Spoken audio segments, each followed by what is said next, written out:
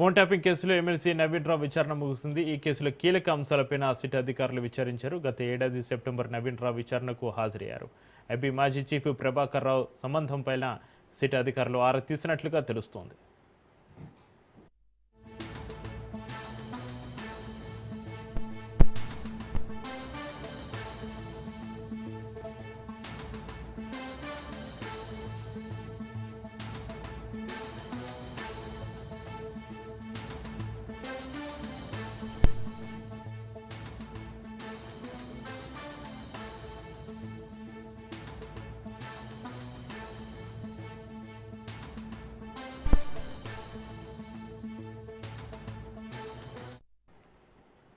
Phone tapping కేసులో MLC Naveen రావు విచారణ ముగిసింది. ఈ కేసులో కీలక అంశాలపైన సిట్ అధికారులు విచారించారు. గత ఏడాది సెప్టెంబర్ నవీన్ రావు విచారణకు హాజరయ్యారు.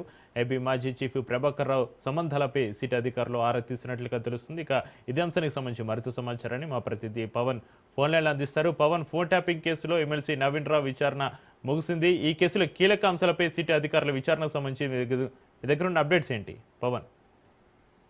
ఫోన్ ట్యాపింగ్ కేసులో ఈ రోజు ఉదయం 11 గంటలకు హాజరైన ఎమ్మెల్సీ నవీన్ రావు కొద్దిసేపటి క్రితం ఒక విచారణ కూడా ముగిసింది. అయితే ఈ విచారణలో భాగంగా చూస్తే మాత్రము ఫోన్ ట్యాపింగ్ లో పరికరాలు అమర్చడం కావచ్చు, ఇంకా ఈ ఫోన్ ట్యాపింగ్ సంబంధించి ఎక్కడెక్కడ ఒక ఫోన్ ట్యాపింగ్ చేశారు, ఎవరెవరి నంబర్లు ఆధారంగా దీనికి సంబంధించి సేకరించారని దానిపైన కూడా సిట్ అధికారులు విచారణ కొనసాగించారు. మరోవైపు చూస్తే ఎస్ఐటి మాజీ చీఫ్ ప్రభాకర్ రావుతో ఉన్న సంబంధాలపైన కూడా ఇటు సిట్ అధికారులు ఆరా తీశారు. మరోవైపు గత ఏడాది సెప్టెంబర్ లో కూడా విచారణకు హాజరైన అతని వద్ద కూడా చాలా కీలకమైన స్టేట్మెంట్ రికార్డ్ చేశారు.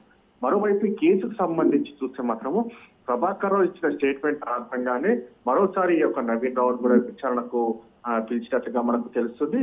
మరి ఎప్పుడు విచారణకు హాజరు కావాలన్నా కూడా విచారణకు హాజరవుతారని చెప్పి కూడా ఇటు నవీన్ రావు కూడా దీనికి సంబంధించి ఇటు సిట్ అధికారులకు కూడా సమాచారం ఇచ్చారు.